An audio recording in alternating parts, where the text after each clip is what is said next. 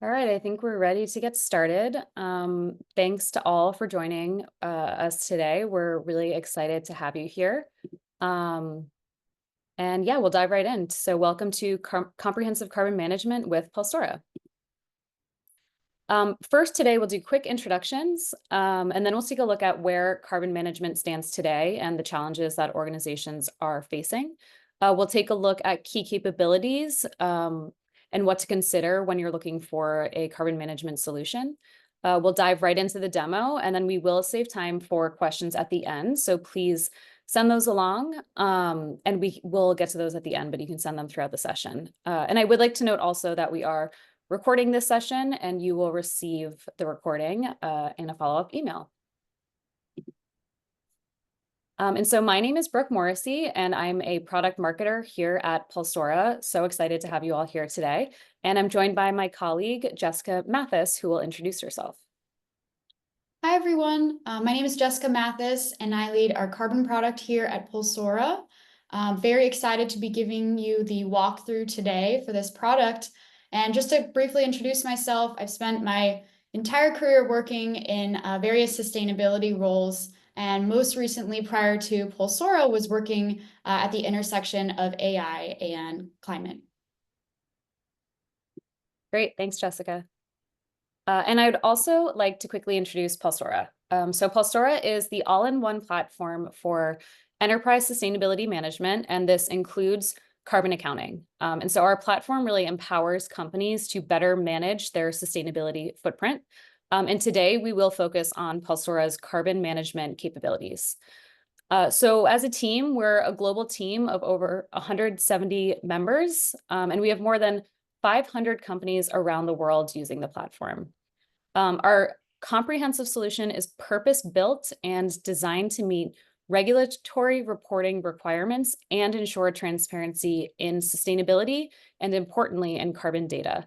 And we really help our customers move away from spreadsheets and emails that are extremely error-prone, really onto one system of record that's built for audit and assurance.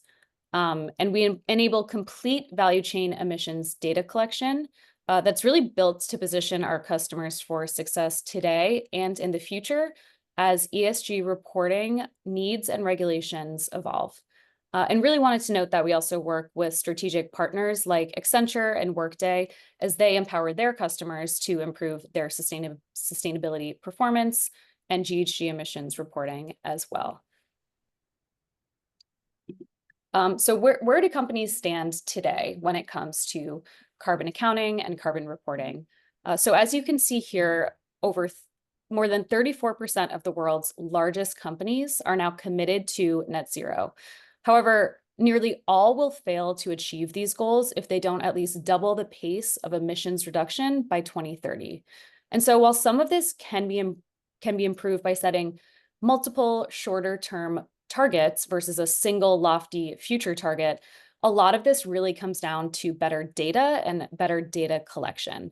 And in addition to these missed targets, there's increasing regulatory pressure to disclose GHG emissions and actually show reduction progress over time. So with reporting for the CSRD beginning in just a few months, which will include scope 3 requirements, and this will be followed by the California Climate Acts and others in the years to come. And so now I'll send it over to Jessica. Awesome. Thanks, Brooke.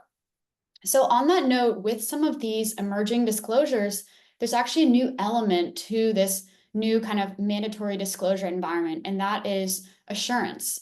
And so these disclosures, such as CSRD, require some level of limited or full assurance, depending on the wave that you're kind of included in those disclosures. And so this really increases the need for a true, robust platform to manage the data collection and kind of carbon accounting aspects of this whole process. And so at Pulsora, I've heard this story time and time again of moving from spreadsheets to software and some of the challenges that they were previously facing at their companies. So sometimes I've heard this a couple of times, companies will call these kind of monster spreadsheets where they're previously using an Excel document that had maybe 100 tabs, perhaps thousands of people collaborating on these various cells and all kind of inputting different data with different levels of granularity and traceability in order to try to come up with these massively aggregated data points to be able to report against scope 1, 2, and 3 emissions and track progress towards various targets and goals. And so I just want to outline a few of these challenges today for you. And then we'll also have a poll because we're very interested in hearing from you and what your companies are facing today as well. So I'll start with the first two on the left. These are critical for just the kind of gathering piece of data. So data fragmentation, there's a lot of these different aspects of inputs that go into a carbon accounting system that might be stored at a very specific level within a facility or part of your business that is, disparately located and perhaps hard to reach, or it's maybe not part of their core job. And even more than that, scope 3 requires data from your supply chain and from your customers and from these other kind of more external aspects of your kind of value chain. And so being able to gather requests and track and gather that data with a very high degree of audit and transparency and ultimately trust in that data really requires moving from an Excel-based kind of approach or system to a software platform that's really robust and able to manage those workflows. The next two in the middle we have are, what do you do when data is not there? So sometimes data cannot be relevant for a specific site. So a platform is really important to help keep track of what fuels or what aspects of emission sources and sinks are really relevant to those specific sites so that you're only requesting data that is material and relevant to those locations. And also, sometimes data is just very hard to gather. And so in the instance where there's gaps, in the absence of data, being able to perform robust estimations with traceability and granularity on those methodologies is really important. And then finally, I mentioned audit and assurance are increasingly important for companies today. And so being able to trust the accuracy of your data, the comprehensiveness and quality of your data, as well as the ability to export data from a system or even invite an auditor to participate on a software platform and be able to dig into details are all challenges that can be solved with a software platform. So maybe I'll ask if we can close the poll in 10 seconds and then would love to see what folks are saying. What are your core challenges? Okay, so it looks like we are launching the poll and I'm keeping track of some of the data that is coming in.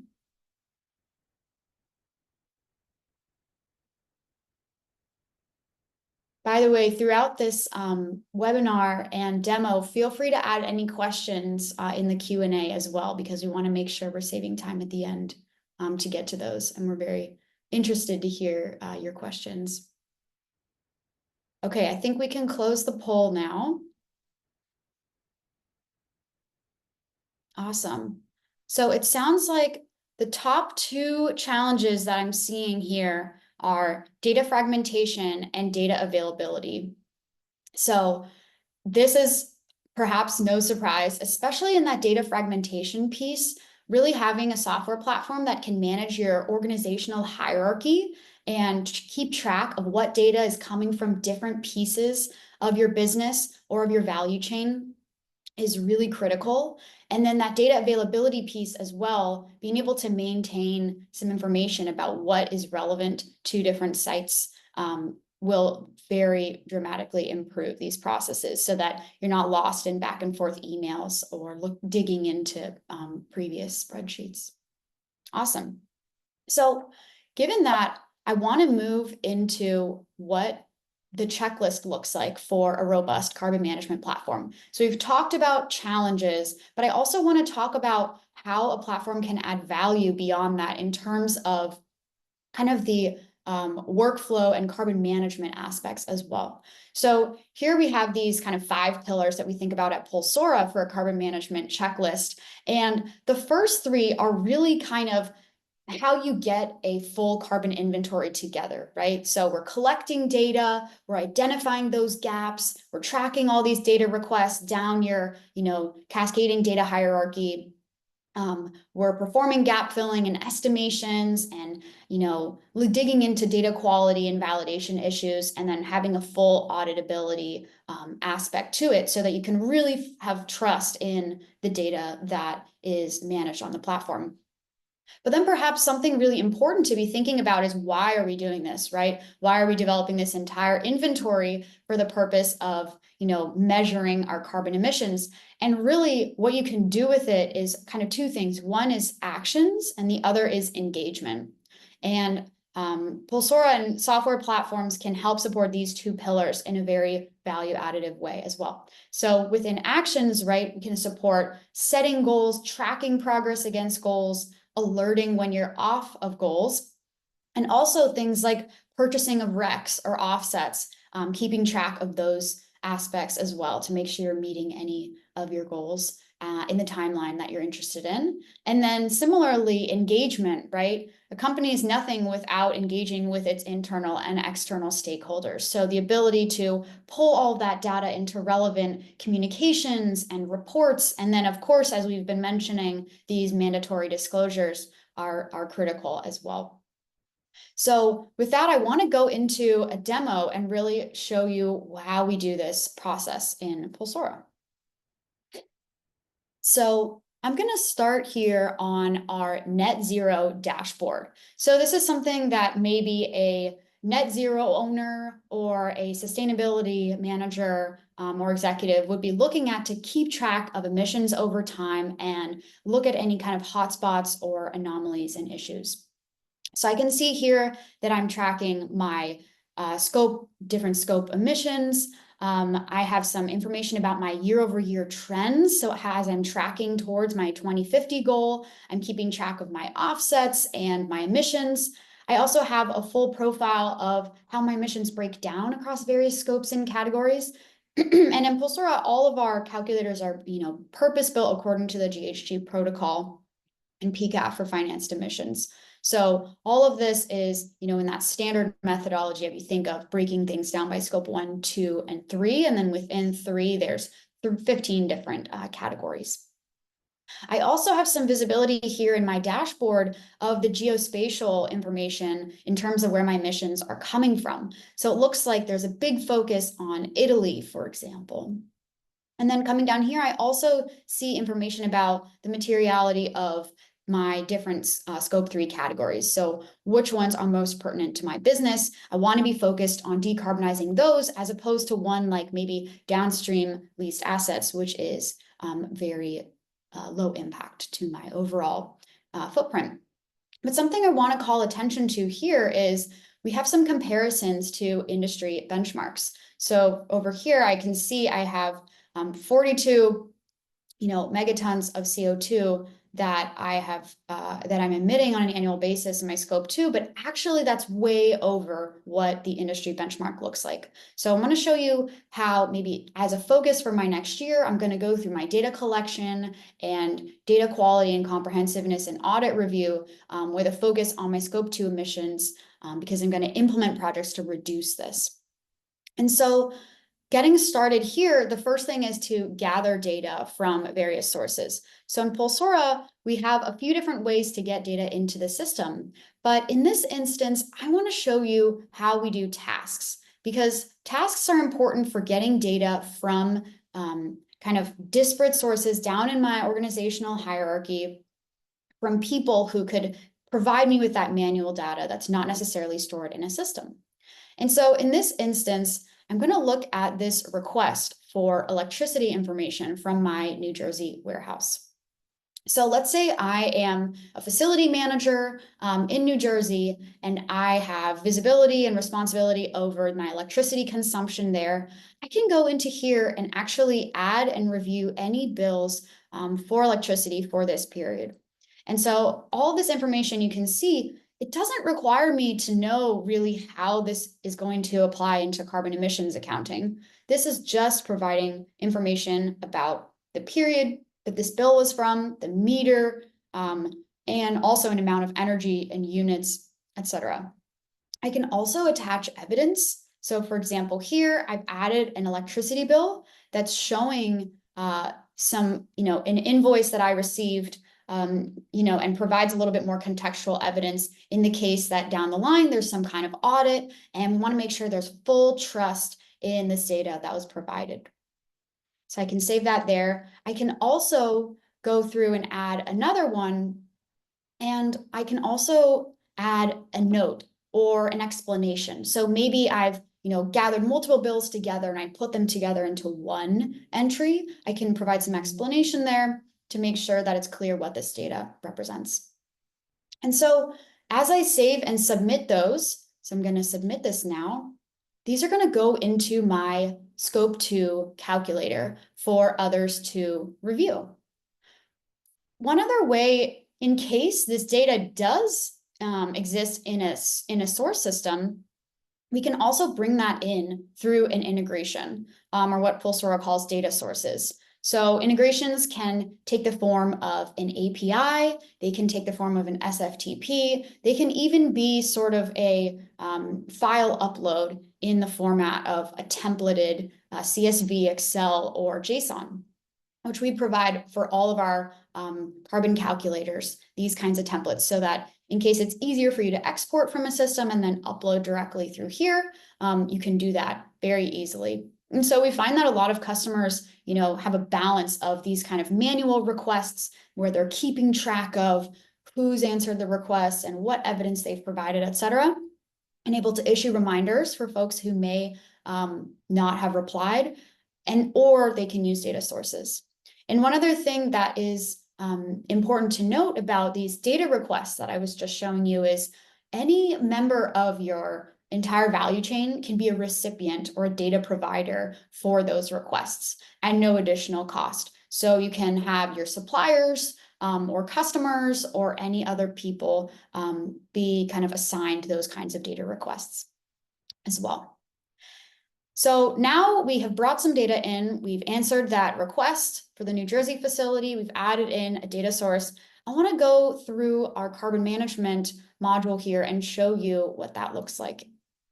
So here we are in carbon, and you can see here that we have some information about all of the various scopes and categories that we cover here. So you can see we have information on scope 1 and 2 emissions. We have specific calculators designated for renewable energy and for offsets. And each of these calculators is built in much the same way, which is essentially that at its core, carbon accounting is getting some activity data about what's going on in your business, what kind of activities are being performed, what kind of purchases are being made, or fuel is being consumed, and then applying an emission factor to basically translate that activity information into a carbon accounting number. And then there's some unit conversions along the way. And so in each of these calculators, we're keeping track of the relevant activity data, performing those calculations, and then providing full traceability to what that looks like and all of the any updates or conversions or anything along the way.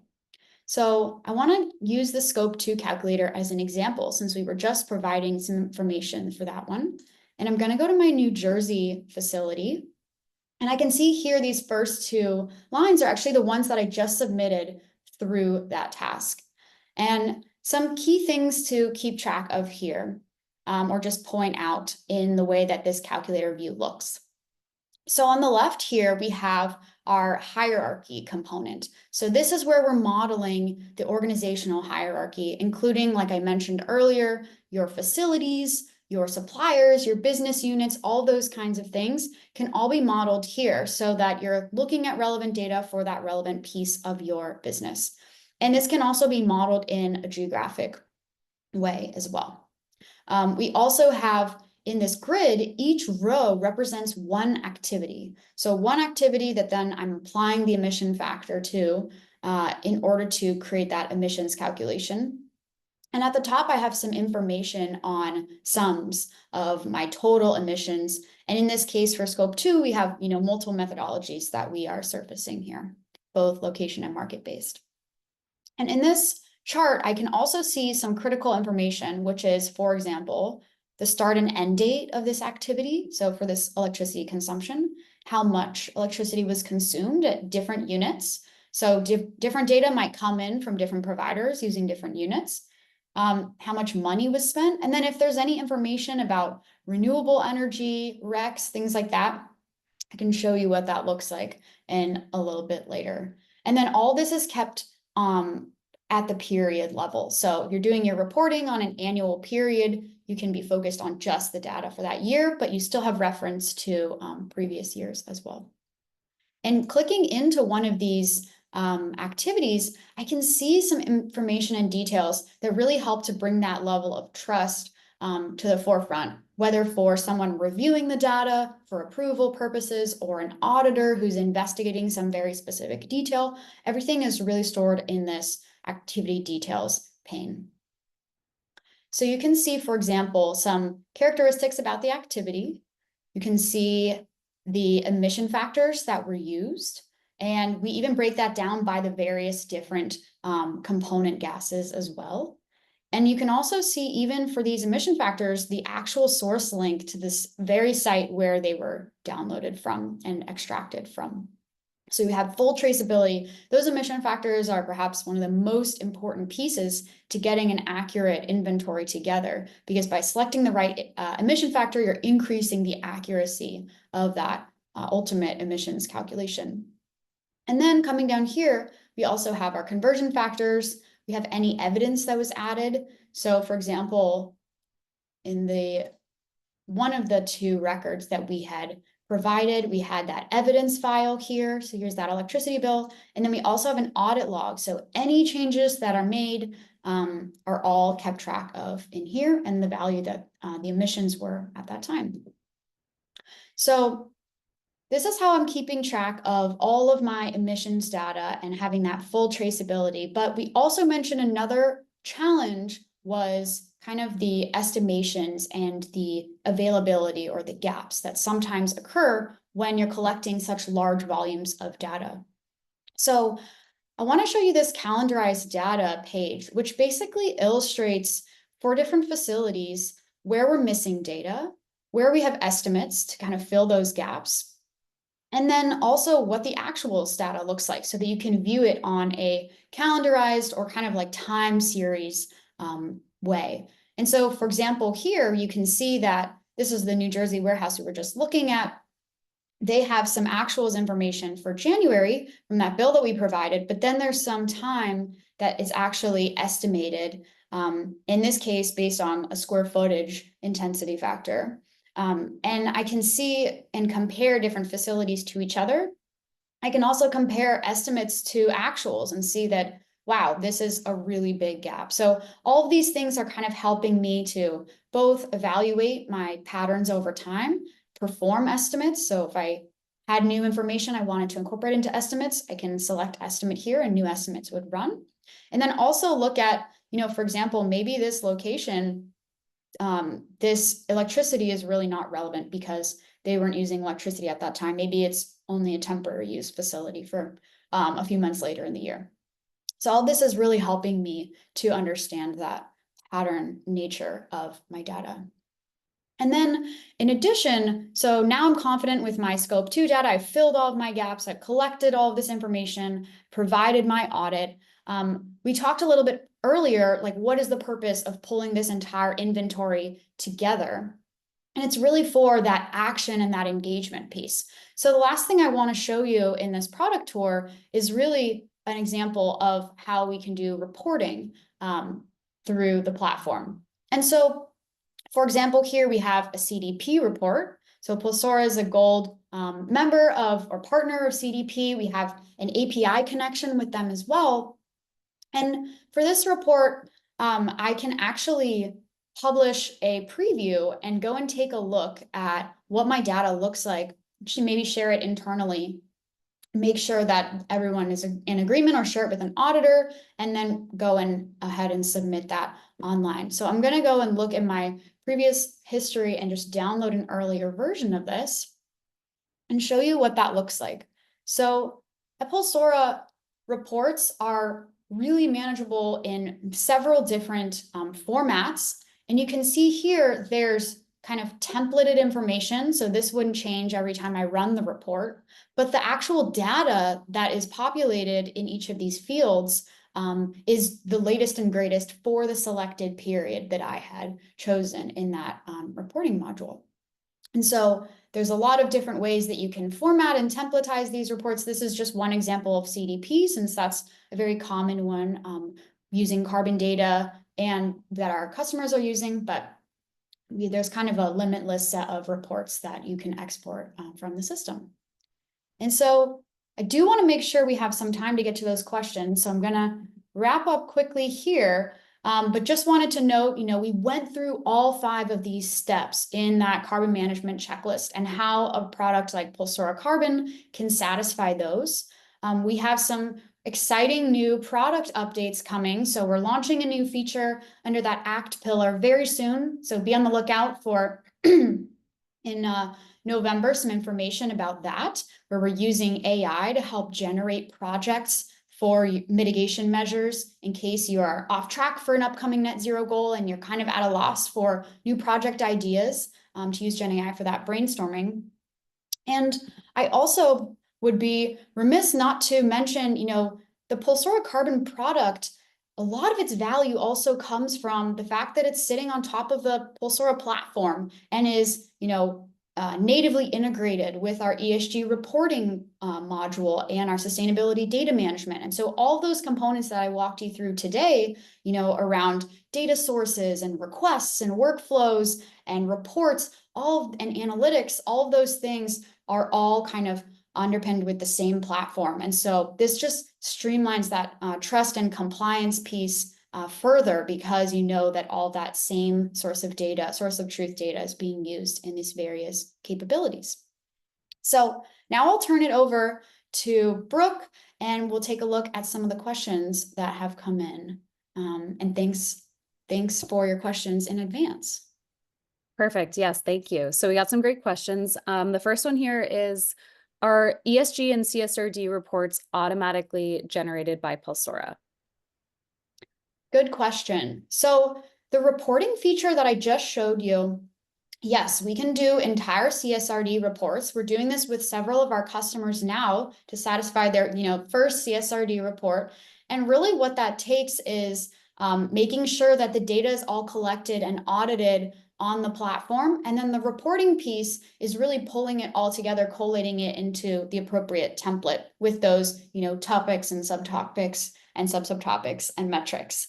And so the data I showed you in the Pulsora Carbon module is these carbon calculators. We also have what's called a catalog on Pulsora platform, which is basically the master data management for all of your E, S, and G metrics. And so those aggregated carbon accounting metrics are pulled into the catalog, and then any catalog metrics for other CSRD disclosure points are also kept there, and then they can all be pulled into that same report. So you can do all of your CSRD reporting within the system. Awesome. The next one is, can we share information about emission factors used for scope 3? Yes. Good question. So Pulsora has a very robust emission factor library that we provide out of the box, and as well as capabilities to ingest custom emission factors or custom emission factor libraries. So some of the ones and we're always adding to, our emission factor library, both to keep data sources up to date and also increase the set of data providers that we're getting these emission factors from. So, for example, we have all the kind of industry standard publicly available emission factor data sets that you would think of, such as EPA and DEFRA, and also some other international ones, because we have many global customers. So we want to make sure that we are providing, location and geographic specific emission factors for their, fuel and electricity consumption, et cetera. We also provide IEA emission factors as well. And so if there's any specific emission factors that you're looking for, maybe we can follow up with you directly after this as well. Perfect. And the next one, this was when we were looking at the dashboard at the Scope 2 benchmark that you showed. And the question is, how is industry benchmarking determined? Yeah, so we can do benchmarking a few different ways. The particular data set we were looking at today was coming from the climate neutral API they have called B, which is like a business evaluator, estimator, something like that, business emissions estimator. But essentially, we take information about your company profile, like the location of your facilities, maybe some financial information, your industry, things like that. And it kind of is giving us an industry benchmark through that, through our partnership with them. But if you have your own benchmarking data sets, we can use those as well, or we can pull from other data sets. So the benchmarking capabilities are there, and there's several different options depending on your needs for what data we would surface. Perfect. And then just a few more. Does Pulsora support integration with electricity company systems via API or other means to automatically collect electricity data to avoid all the manual entry? Yes.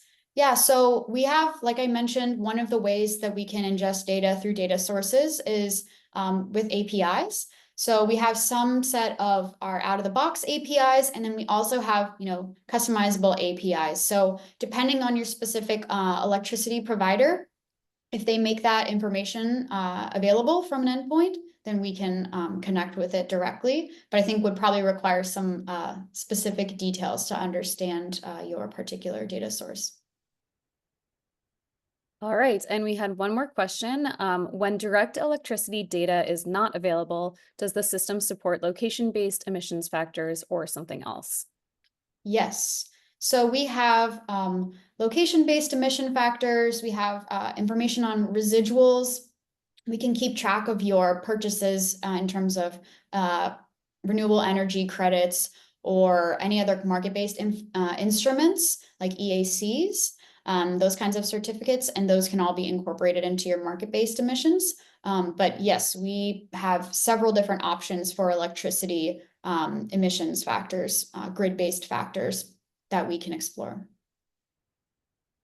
All right, and I think that does it for questions. So I think we're good. Awesome. Thanks, everyone. Thanks so much for joining, everyone.